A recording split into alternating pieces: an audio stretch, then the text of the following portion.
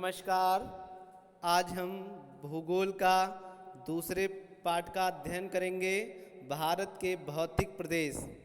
भारत के भौतिक प्रदेश को 6 भागों में बांटा गया है, जिसमें से पहला उत्तर का पर्वतीय भाग, दूसरा उत्तर का मैदानी भाग, तीसरा पश्चिमी मरुस्थल, चौथा प्रायद्वीपीय पठार और पांचवा तटीय मैदान और 6 द्वीप समूह में बटा हुआ है। जिसमें से आप लोग देख सकते हैं कि ये हमारे जो पर्वत भी हैं, इसमें से जो पहला इधर क्यूनल पर्वत श्रेणी जो है, जो कि तिब्बत में है, फिर काराकोरम है, फिर लद्दाख है, फिर जास्कर है, फिर महान वृहद हिमालय है, फिर लघु हिमालय है, फिर शिवालिक हिमालय है और फिर उत्तरी का मैदान है, फिर उसके नीचे प्रायद्वीपीय पठार है, फिर उसके नीचे तटीय मैदान है और फिर द्वीप समूह है, जो कि आप लोग चार्ट के थ्रू देख सकते हैं। तो उत्तर का जो पर्वतीय भाग है वो लगभग 5 लाख वर्ग किलोमीटर है। पश्चिमी मरुस्थल जो है वो 3.58 किलोमीटर में फैला हुआ है और जो बीच का ये भाग है ये उत्तर का मैदान है, जो 7.5 लाख वर्ग किलोमीटर है। और इधर ये जो है ये प्रायद्वीपीय पठार है और उसके बाद तटीय जो है येलो कलर का, ये हमारा तटीय मैदान है। और लक्षद्वीप और इधर अंडमान निकोबार भी हमारे द्वीप समूह के अंतर्गत आते हैं। उसके बाद महाद्वीपीय विस्थापन सिद्धांत जो ये है कॉन्टिनल ड्रिफ्ट थ्योरी। इसे अल्फ्रेड वेगनर ने दिया था, जो कि आप देख सकते हैं, जो कि लगभग हमारे सूर्य से, ये हमारा सूर्य बना है, सूर्य से पृथ्वी को किरणें आती हैं। इसी के आधार पर इसके सिद्धांत दिए हैं, जिसमें से पहला सिद्धांत पेंजिया सिद्धांत कहा जाता है।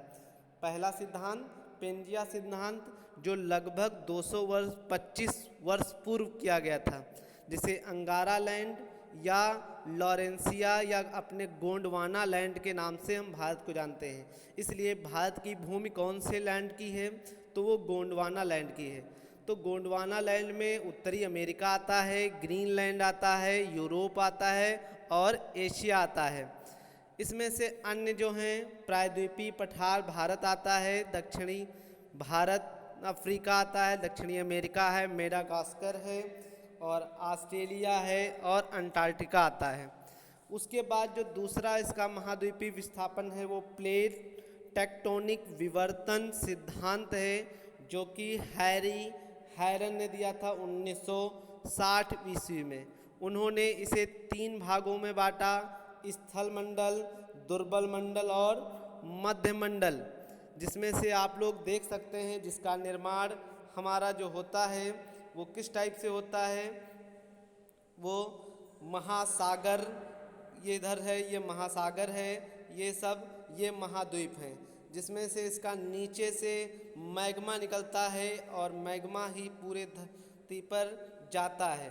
ठीक, जिनको हम प्रमुख विवर्तन कह रहे हैं, तो उसमें से सबसे नीचे का जो पार्ट है वो मध्य मंडल है, उसके ऊपर दुर्बल मंडल है और जिस पर महाद्वीप हम लोग निवास करते हैं वो स्थल मंडल है। इसलिए इसके 6 प्रमुख विवर्तन प्लेट में बांटा गया है। पहली इसकी जो प्लेट है वो अमेरिकन विवर्तन प्लेट है, दूसरी अफ्रीकन प्लेट है, तीसरी यूरेशियन प्लेट है, चौथी ऑस्ट्रेलियन प्लेट है और पांचवी प्रशांत महासागरीय प्लेट है और छठी अंटार्कटिक प्लेट है, जो कि 3 प्रकार की गति करती है, जिसे हम बोलते हैं अभिसारी गति, अपसारी गति और संरक्षी गति। उसके बाद तीसरा जो सिद्धांत है वो कोबर की भू सन्नति सिद्धांत दिया गया है, जो कि आप लोग देख सकते हैं, जिसमें से आप देख सकते हैं जो भूमि है उसका अग्रभाग मध्य भाग में बांटा गया है और अग्र भूमि में बांटा गया है, जिसे संपीड़ित बल के द्वारा है। जिसमें से इधर आप देख सकते हैं तो नदियां आती हैं और जो कि नदियां अपने साथ में अवसादों को बहाकर लाती हैं, जो कि जमा होता है, इसी से ही गोंडवाना लैंड का निर्माण हुआ है। इसलिए भारत में जो हिमालय है, हिमालय की ऊंचाई दिन पर दिन बढ़ती जा रही है, जिसका मुख्य कारण यही है कि वो यहाँ नदियों के अवसादों से उसका जो है स्तर बढ़ रहा है। इसीलिए हिमालय एक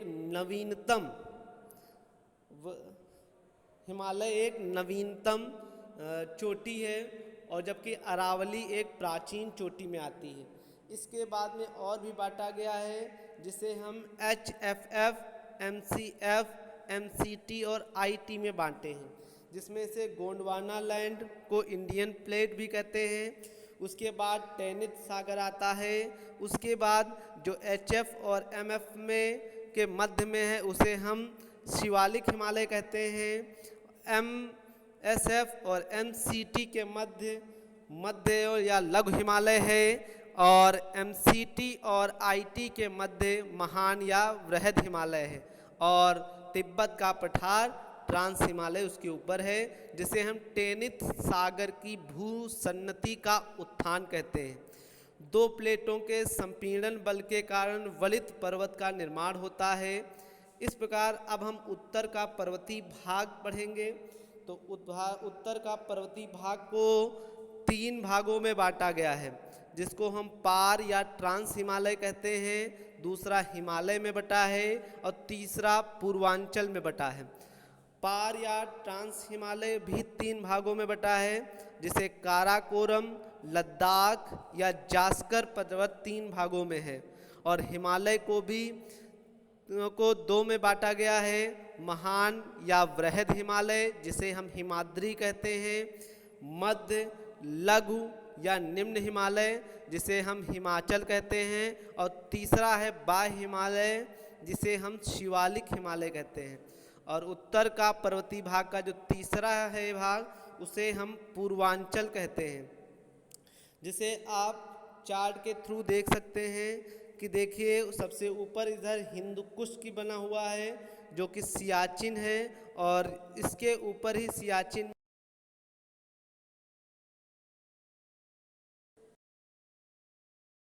भारत से सियाचिन, इसके आप बीच से देखिए मध्य हिमालय है, और इधर पीर पंजाल है जो कि जम्मू कश्मीर और मध्य हिमालय में है। मध्य हिमालय धौलाधर हिमाचल प्रदेश में है, और इस साइड जो आप देखो है शिवालिक हिमालय की चली आई है, फिर अन्नपूर्णा, एवरेस्ट और कंचनजंगा है, और इधर नंदा देवी। तो ये कभी कभी लगाने आ जाता है कि उत्तर से दक्षिण या पूर्व से पश्चिम लगाइए, तो ये नंदा देवी आपकी सबसे पश्चिम है, फिर अन्नपूर्णा है, फिर एवरेस्ट है, फिर कंचनजंगा है। और इधर सबसे नामचा पर्वत अरुणाचल प्रदेश में पड़ता है। महाभारत शिवालिक हिमालय को महाभारत पर्वत नेपाल में कहा जाता है, और धौलाधर हिमाचल प्रदेश में है। इसका आगे हम देखेंगे तो फिर वहीं देखो बांटा गया है इस टाइप से HFF, MBT, MCT और IT। सबसे पहले गोंडवाना लैंड है, फिर उसके बाद उत्तर का मैदान है, फिर शिवालिक हिमालय है, फिर मध्य हिमालय है, फिर महान हिमालय है, फिर ट्रांस या तिब्बत का पठार है। IT जो है, अब इसमें से ये जो चारों हैं इनके हम फुल फॉर्म के साथ में पढ़ेंगे। तो IT को इंडस थ्रस्ट कहते हैं, जिसके अंतर्गत हमारा ट्रांस हिमालय या महान या वृहद हिमालय आता है। दूसरा MCT जिसे हम मेन सेंट्रल थ्रस्ट कहते हैं, महान हिमालय आता है, और मध्य हिमालय। MBT के अंतर्गत मेन बाउंड्री थ्रस्ट आता है, जिसे हम मध्य हिमालय या शिवालिक हिमालय कहते हैं। और चौथा HFF जिसे हिमालय फ्रंट फॉल्ट कहते हैं, और शिवालिक हिमालय आता है, और उत्तर का मैदानी भाग आता है। तो पहला है ट्रांस हिमालय, सबसे पहले तो इसको पढ़ते हैं, फिर महान हिमालय पढ़ते हैं, और फिर मध्य हिमालय पढ़ते हैं। सबसे पहले ट्रांस हिमालय, तो ट्रांस हिमालय की जो औसत ऊंचाई है वो 4,500 से 5,500 मीटर है, मतलब 4500 से 5500 मीटर उसकी ऊंचाई है। और ट्रांस हिमालय भी 3 समानांतर पर्वत श्रृंखलाओं से मिलकर बना है। पहला काराकोरम, दूसरा लद्दाख और तीसरा जास्कर। तो काराकोरम, अब इनके बारे में अध्ययन करते हैं। काराकोरम पर्वत श्रृंखला की सबसे ऊंची जो चोटी है वो K2 है, जिसे हम गॉडविन ऑस्टिन कहते हैं, जिसकी ऊंचाई लगभग 8611 किलोमीटर है, जो कि पीओके में पड़ती है। इसीलिए हिमालय की सबसे ऊंची, जो भारत की सबसे ऊंची है, वही K2 ही है। और K2 विश्व की भी दूसरी सबसे ऊंची चोटी है। और सबसे प्रथम जो है वो एवरेस्ट है, और एवरेस्ट की ऊंचाई जो है वो नेपाल के अंतर्गत आता है। काराकोरम पर्वतमाला पर अनेकों हिमनद या ग्लेशियर भी स्थित हैं, जैसे सियाचिन, बुल्टोरो, हिस्पर, हुंजा, बेफो। आइए इनके कुछ हम उदाहरण पढ़ते हैं, जिसमें से पहला है सियाचिन हिमनद। सियाचिन हिमनद की जो लंबाई है वो 4,500 किलोमीटर है, और जो कि भारत का सबसे बड़ा हिमनद है। और 1984 में भारत ने इस पर कब्जा किया था, जिससे ऑपरेशन मेघदूत के नाम से जाना जाता है। यह इसीलिए विश्व का सबसे ऊंचा युद्ध स्थल भी कहा जाता है। सियाचिन से नुब्रा नदी निकलती है, जो कि लद्दाख में नुब्रा घाटी का निर्माण करती है। इसी प्रकार से कुछ और भी हैं, उनके बहुत ज़्यादा इम्पोर्टेंट नहीं हैं, जैसे बाल्टोरो, सल्टोरो, हिस्पर, हुंजा, बेफो। इसे आप चार्ट के थ्रू भी देख सकते हो कि सबसे ऊपर देखो गलवान नदी इधर से आ रही है और श्योक नदी आ रही, इसी में ही अक्सर के विवाद अभी हुआ था गलवान घाटी का। इधर आप देख सकते हैं दाईं तरफ अक्साई चीन है और इधर हमारा लद्दाख है, जिस पर चीन का अधिकतर कब्जा करना चाहता है। आइए ट्रांस हिमालय के बाद अब हम ट्रांस हिमालय का ही 3 प्रकार का था, एक काराकोरम, दूसरा लद्दाख और तीसरा जास्कर। दूसरा अब हम पढ़ते हैं लद्दाख पर्वत श्रृंखला। लद्दाख पर्वतमाला की सबसे ऊंची जो चोटी है उसे हम राकापोसी कहते हैं, जो कि जिसकी ऊंचाई 7,788 मीटर है।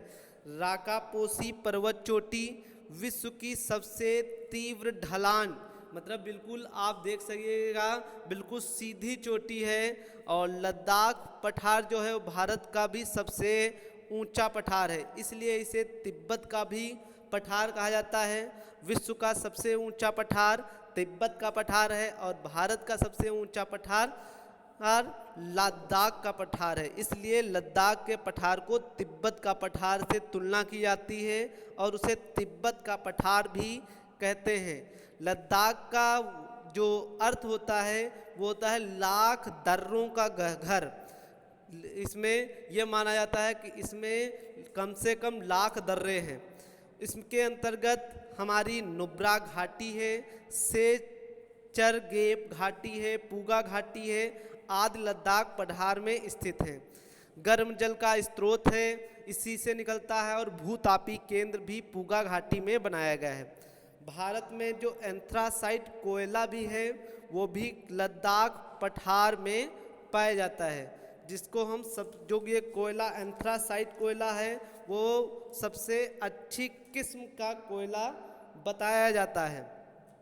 तीसरी इसकी है वो है जास्कर पर्वत श्रृंखला।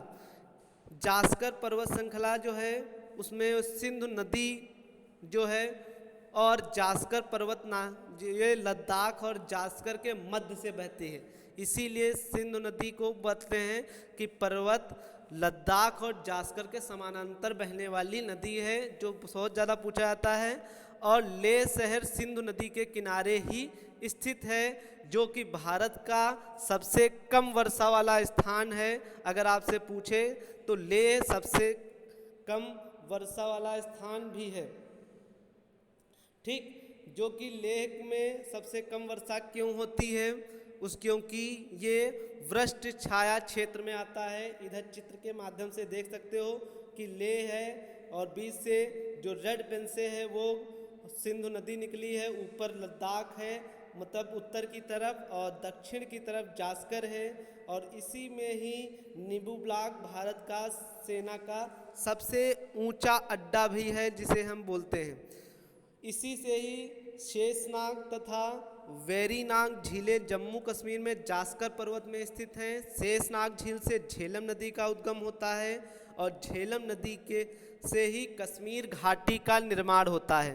श्रीनगर भी झेलम नदी के तट पर स्थित है और झेलम नदी के तट पर स्थित है। झेलम नदी जम्मू कश्मीर में ही उलर झील का भी निर्माण करती है। झेलम नदी और भी इम्पॉर्टेंट है क्योंकि झेलम नदी भारत और पाकिस्तान की सीमा को भी निर्धारित करती है, इसलिए झेलम नदी है। तो झेलम नदी का अगर आपसे पूछा जाए तो झेलम नदी के भी जास्कर पर्वत श्रृंखला से निकलती है। ये हमारी कश्मीर शेषनाग झील से इसका उद्गम स्थल है।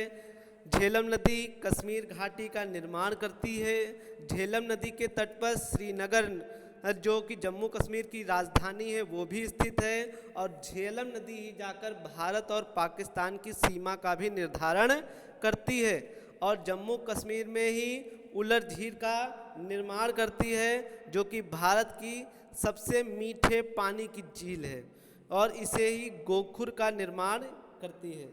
ये आपका यहाँ तक कि जो था वो आपकी ट्रांस हिमालय का जो हिस्सा था वो हमने आपको पढ़ाया, जिसमें से 3 पढ़ाए, काराकोरम, लद्दाख और जास्कर पर्वत श्रृंखला आपको पढ़ाया, और आपको महाद्वीपीय निर्माण पढ़ाया।